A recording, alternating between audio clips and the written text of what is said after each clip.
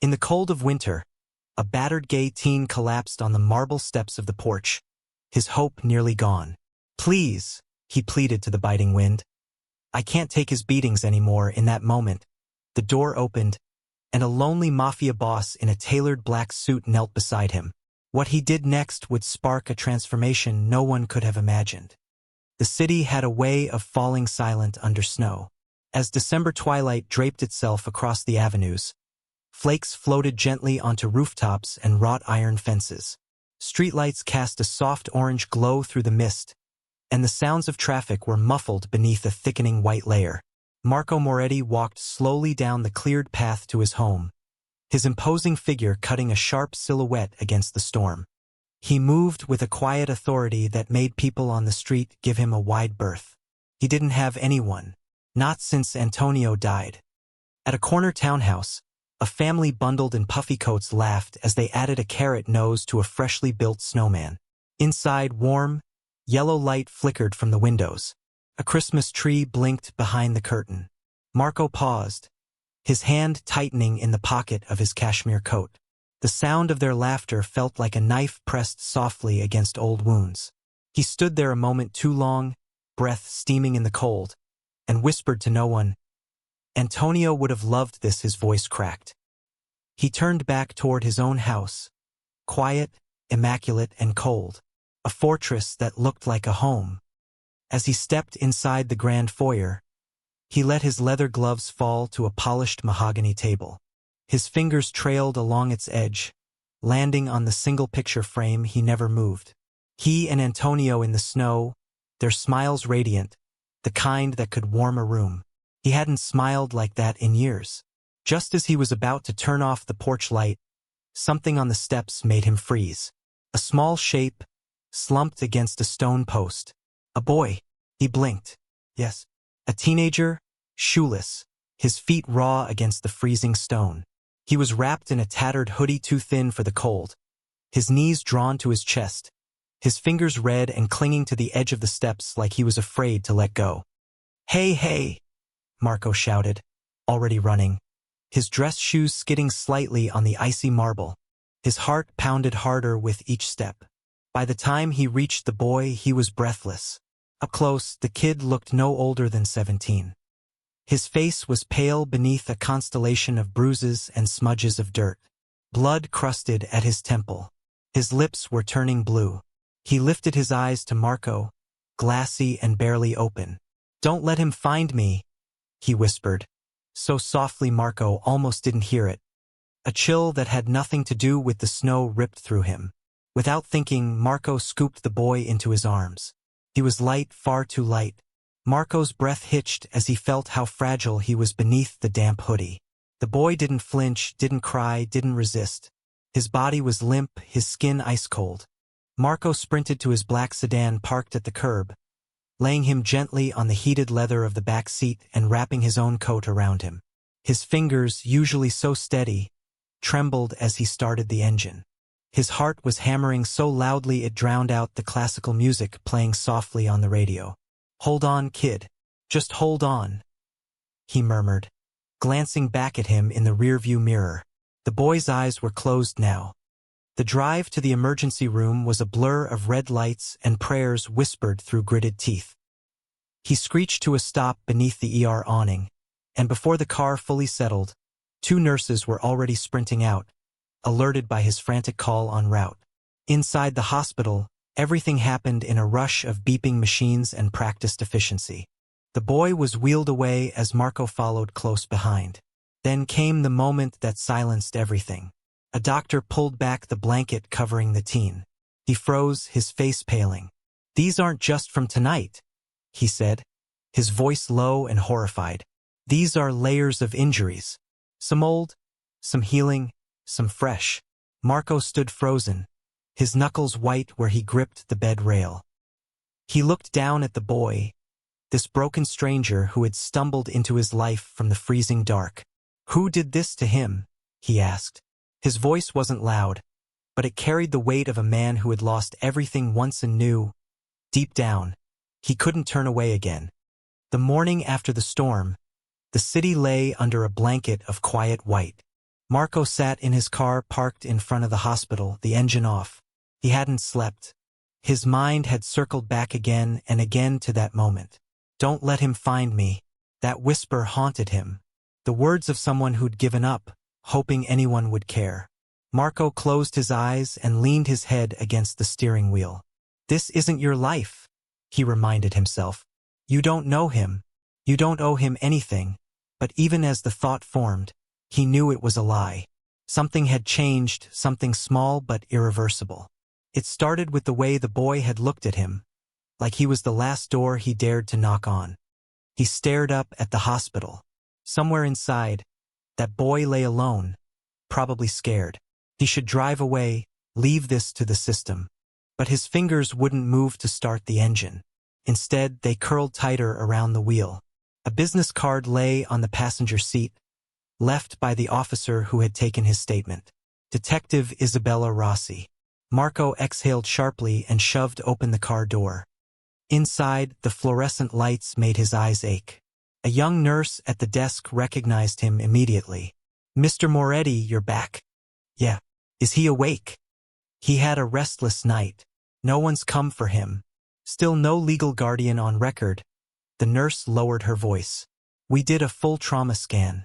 There are signs of older fractures. A rib, a wrist, healed the wrong way. Marco nodded, his throat too tight to speak. They led him to a room in the pediatric ICU. He stopped at the doorway, suddenly unsure. It had been years since he stood beside a hospital bed, since he watched life slipping through someone he loved.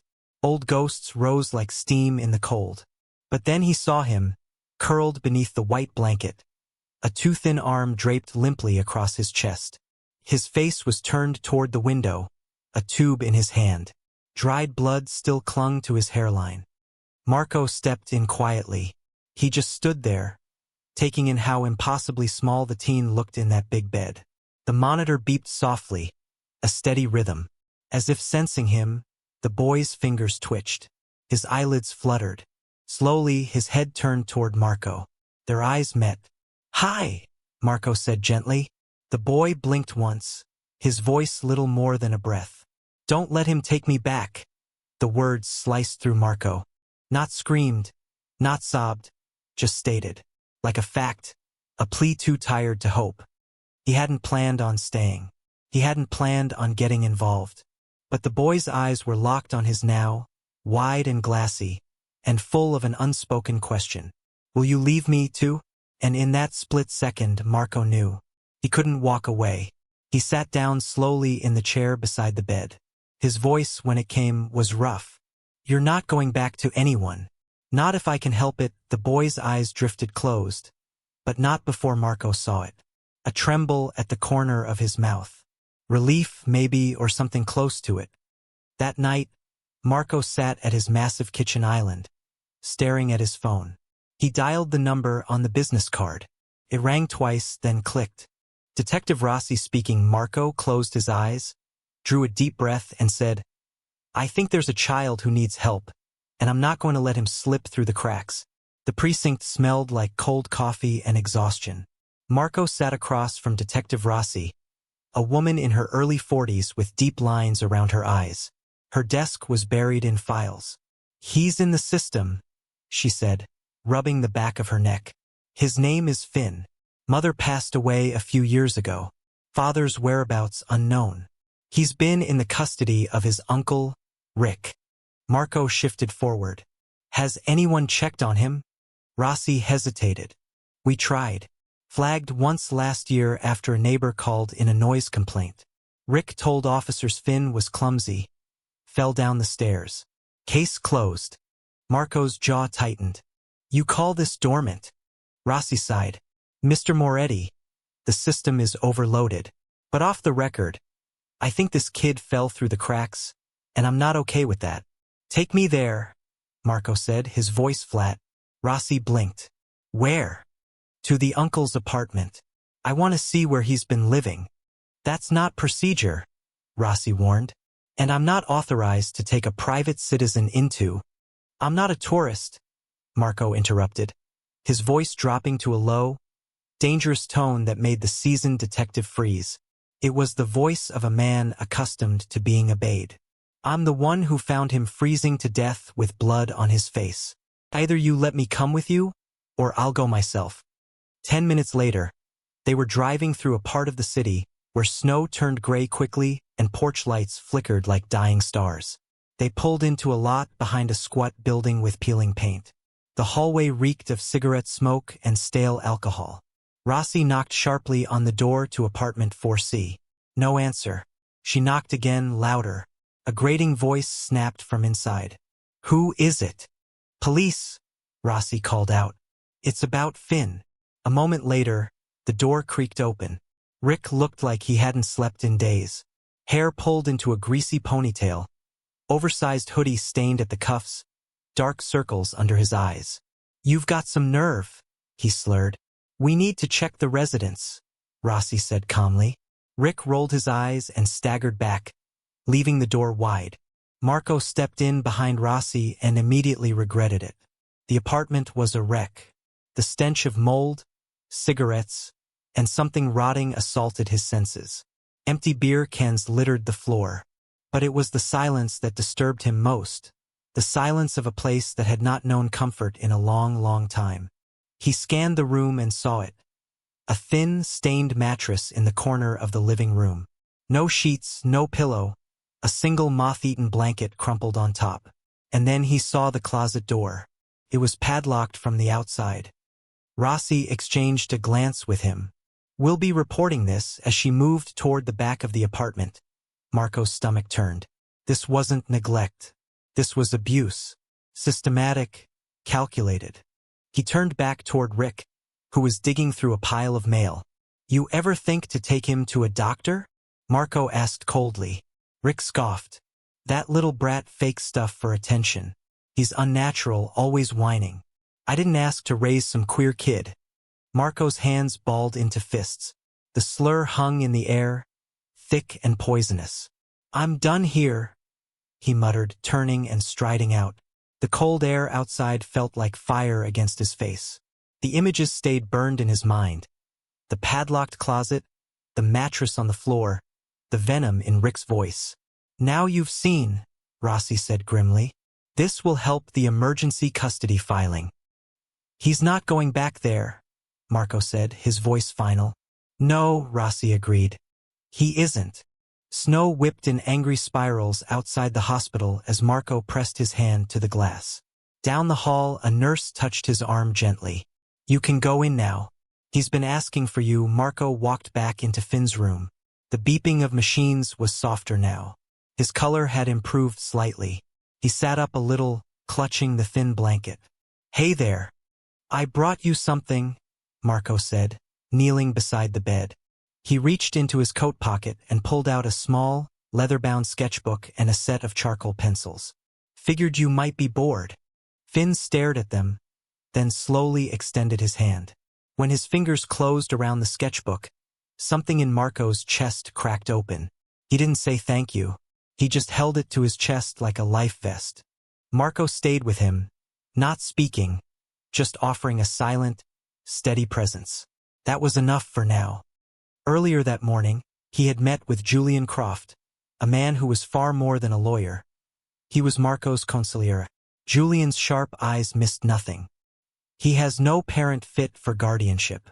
The uncle is being investigated, but this will be uphill, Marco. You're not family, and the system moves slowly. Then we make it move, Marco said. He's not going back to that man. I don't care what it takes. Julian simply nodded, a flicker of understanding in his gaze. He was used to such directives. You really want this? Marco didn't hesitate. He needs someone, and I need to be that someone. Julian had filed the paperwork that afternoon. Back in Finn's room, the lights dimmed as dusk fell. Finn had opened the sketchbook and was drawing slow circles on the page. Then he spoke, barely audible. I used to sleep in the tub when his friends came over. Marco's blood ran cold. Why the tub? He said the closet was full and if I made noise, they'd get mad. He said I was lucky to have a roof at all. Marco swallowed hard. That's never happening again. Just then, shouting erupted down the hall. muffled at first, then louder, angry, slurred. You can't keep him from me. He's my responsibility. Marco was already on his feet before the nurse burst in. It's him, the uncle. He pushed past the front desk. The door slammed open. Rick stood there, snow melting in his greasy hair. You! He screamed at Marco. What the hell do you think you're doing? You think your money gives you the right to steal my nephew? Marco stepped in front of Finn, his body coiled, a silent promise of violence. Get out, Marco said, his voice low and cutting. You're not seeing him. Not tonight. Not ever. You don't get to say that. Rick shrieked, lunging forward, but two security guards grabbed his arms. He thrashed violently, kicking and swearing as they dragged him down the hallway. This isn't over. I'll see you in court. Silence returned like a vacuum. Marco turned around slowly. Finn hadn't moved, but his eyes brimmed with tears. He crouched beside the bed. He's gone now. He can't get to you anymore. Finn's voice came out in a whisper. Are you mad at me? Marco blinked, stunned. What? No. Why would I be? He always said if I told anyone about me being gay, that no one would want me. Marco's heart shattered. He looked Finn in the eyes, big, brown, and impossibly tired. Well, he said gently, he was wrong. Because I'm here, and I'm not going anywhere. That night, Marco sat in the hospital cafeteria with a pile of paperwork from Julian. Legal filings, custody motions, court costs. He flipped through them and didn't blink. Money was money. Finn was a life. He slid his phone across the table and stared at a picture of Antonio. He didn't cry. Instead, he whispered, I don't know what I'm doing, but I think this is what you'd want me to do. He returned to Finn's bedside. The snow had stopped. He was half asleep, his hand still resting on the closed sketchbook. After a long moment, Finn stirred and whispered, eyes still closed, Can I stay with you? Until the monsters forget I exist. Marco reached for his hand and whispered back, As long as it takes. The snow had stopped by morning, but the world was still frozen in white. Marco stood outside the county courthouse, holding a sealed envelope containing Finn's emergency guardianship papers. The official seal was still warm from the judge's approval. Inside Finn's room, the nurse was removing his 4-line. He's good to go. A little underweight, but he's stronger than he looks, she said, smiling. Finn sat on the edge of the bed. He wore a clean black hoodie and jeans Marco had brought him, a size too big. The sketchbook was tucked under his arm. Ready, kid? Marco asked. Finn gave a small nod. As they pulled out of the hospital lot, Finn stared silently at the snowfall. But when the road curved past a row of pine trees draped in white, he whispered, Pretty. Marco smiled, heart aching. Yeah, it is. When they arrived at his home, Finn hesitated at the front step. He glanced up at the imposing brownstone. Dark wood, large windows, a single porch light still faintly glowing. Marco opened the door.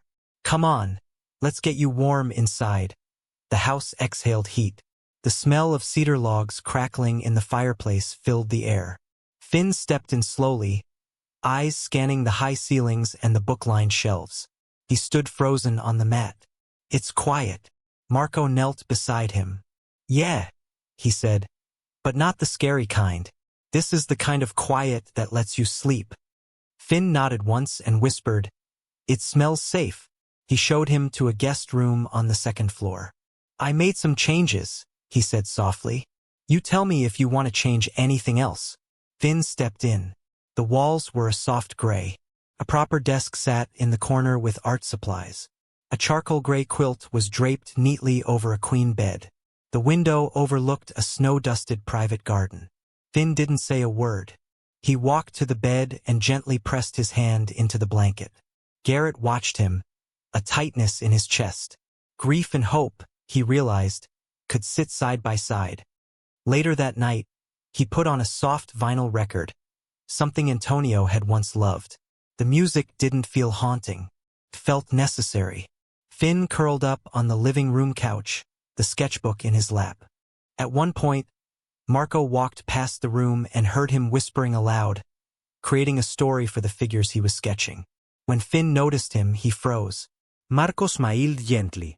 Looks like you've got a whole world in there. Finn looked down at the page. He's not scared of anything, he said, pointing to a knight he'd drawn. Neither are you, Marco said quietly. Finn stared at him, then shook his head. I get scared. Marco crouched beside the couch. Being scared doesn't mean you're not brave. It just means you keep going even when you are. Finn's eyes didn't leave his. And in that look, Marco saw something rebuilding slowly, like the first fragile bloom under melting snow. Before bed, Finn handed him a drawing from the sketchbook.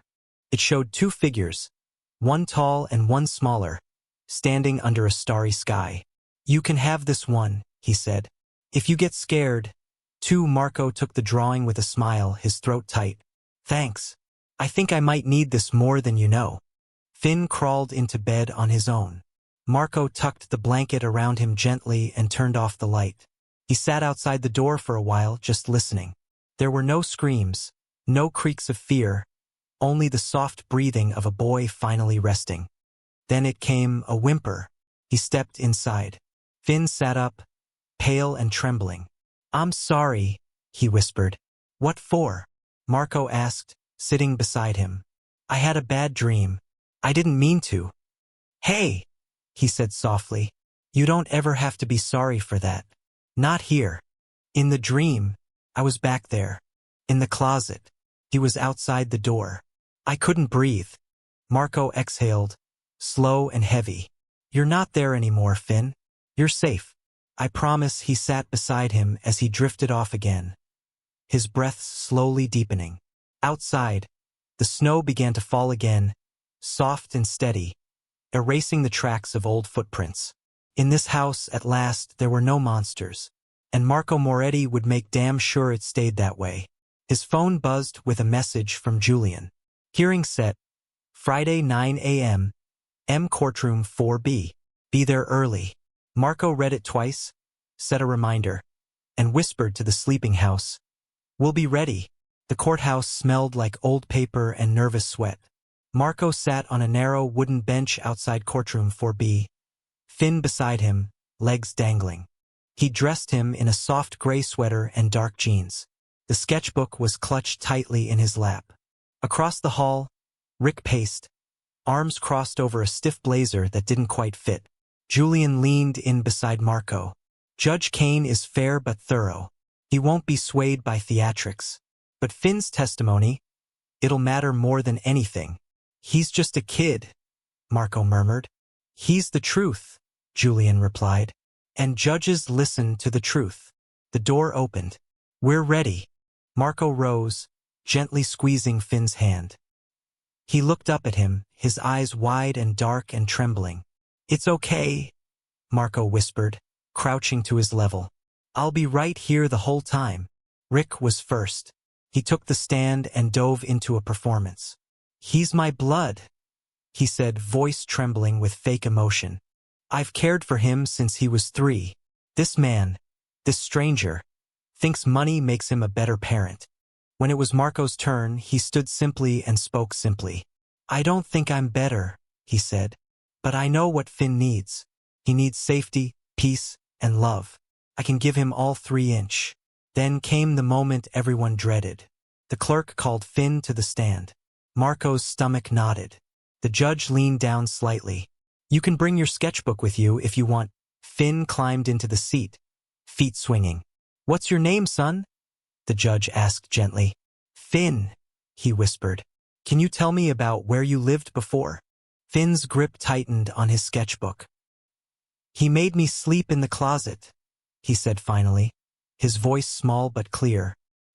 He said if I cried, no one would hear me. He said the world didn't have room for boys like me. A gasp rippled through the room. Rick leapt from his seat. Liar! You ungrateful little... Mr. Vance? The judge snapped, slamming his gavel. Sit down or you will be removed. The judge turned back to Finn. Did anyone ever try to help you before? Finn nodded. He did, he whispered. pointing at Marco. He found me in the snow. He gave me this. He held up the sketchbook. It's warm at his house. The scary quiet is gone. The courtroom went silent again. I like sleeping now, he added softly. I'm not scared there. The judge leaned back, slowly removed his glasses, and exhaled. I've seen enough, he said. Effective immediately, Marco Moretti retains full guardianship pending long-term review. Mr. Vance, your behavior today confirms the severity of the allegations. You are now under formal investigation for child endangerment and abuse. The court also issued a restraining order. Julian reached over and touched Marco's shoulder. He hadn't realized his hands were shaking. Rick stood, eyes wild. This isn't over. But Marco didn't move. He was looking at Finn, who had turned toward him, his expression unreadable. Marco walked over slowly and knelt in front of him. You did good, kiddo, he said quietly. Finn's lower lip quivered. Is it over? He took Finn's hand. Not everything, but the worst part. Yeah, that's over now. Finn nodded once, and for the first time since Marco had met him, he leaned forward, resting his forehead against his. Outside the courtroom, as Marco walked beside him down the long hallway, Finn looked over his shoulder. He said he'd come back, he whispered. Marco's hand rested on his shoulder. Then let him try. The days that followed unfolded like gentle snowfall. The house, once sterile with silence, now pulsed with life. Finn's room was no longer a guest room. It was truly his. Sketches were taped to the walls. Fantastical creatures, cityscapes, and one of him and Marco, side by side. Each morning, Marco found a new drawing left for him on the kitchen counter. It was during breakfast one snowy Thursday that Finn looked up and asked, "Can we visit him?" Marco didn't need to ask who he meant. He nodded. Yeah, I think it's time. That afternoon, they drove to the quiet cemetery on the east side of the city. Marco carried a small bouquet of white roses, Antonio's favorites. Finn brought his latest drawing. It showed 3 figures, a tall man, a teenager, and one more standing in the clouds above them, smiling. As they reached the grave, Marco hesitated. But this time he wasn't alone. Finn stepped forward first. He bent down and carefully tucked his drawing into the snow at the base of the headstone.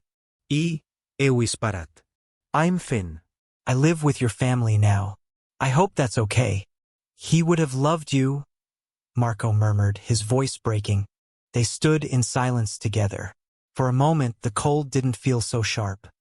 That evening, as Finn sketched in the living room, Marco stepped outside with a hammer and a small metal plaque. He affixed it to the mailbox by the curb, Moretti. He stood there in the cold, staring at the name. Felt right, felt real. But the peace didn't last. The next morning, Marco stepped outside to clear the walk. As he reached the side of the house, something stopped him. Boot prints, deep and deliberate, leading up to Finn's bedroom window. He followed them slowly, heart hammering. They circled beneath the window twice, then led back toward the edge of the property. There, half buried in the snow, were 2 crushed cigarette butts. Rick had been here. A sharp chill ran down Marco's spine. This wasn't over. He rushed back inside, double-checking the locks on the reinforced windows, then stood for a moment in the kitchen, trying to steady his breath. He pulled out his phone and called Julian. He was here. There was a pause on the other end. I'll have a car in the area, Julian said calmly. Let me know if he shows his face again. It wasn't a suggestion. It was a promise. Marco stared out the window. If he comes back, he won't get within 10 feet of that boy. The wind howled again that night. Marco stood in the darkened hallway, watching the security feed on his phone. Every camera crystal clear. He couldn't rest. Down the hall, Finn slept soundly, unaware of how close danger had come. At 3:17 a.m., the motion light outside the kitchen flared. A figure darted past the side window. Then came the sound of metal scraping against the lock on the side gate. Marco was on his feet instantly, heart slamming in his chest. He grabbed his phone and pressed a single button on a private app. The house remained silent, but outside, the yard was flooded with light. From the window he saw him. Rick, soaked from the storm, a wild look in his eyes. He looked thinner, more desperate. He had come back. Before he could even reach the back door, a black SUV without markings screeched to a silent stop at the curb. Two large men in dark coats emerged, moving with a swift, predatory grace. Rick turned to run, but slipped on the icy walkway, crashing to the ground. The men were on him in an instant. There was no shouting. One of them simply knelt and said something Marco couldn't hear. Rick didn't fight. Not this time. There was nothing left to fight with. He was hauled to his feet and bundled into the back of the SUV, which then pulled away and disappeared into the snow-swept darkness as silently as it had arrived. Marco stood at the window, shaking. Not with fear, but with a fury he hadn't allowed himself to feel until now. The problem had been dealt with. By the time Finn stirred the next morning, the world outside had been scrubbed clean again. "Smells like pancakes," he said, padding into the kitchen.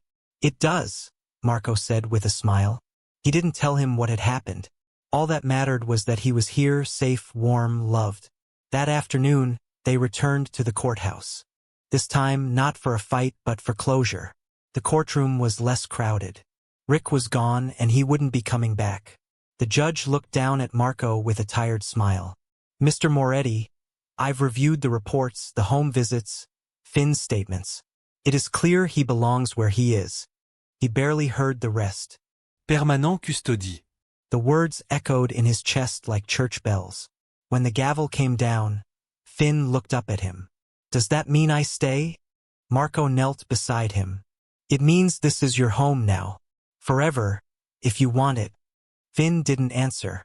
He just threw his arms around Marco's neck and whispered, "Thank you."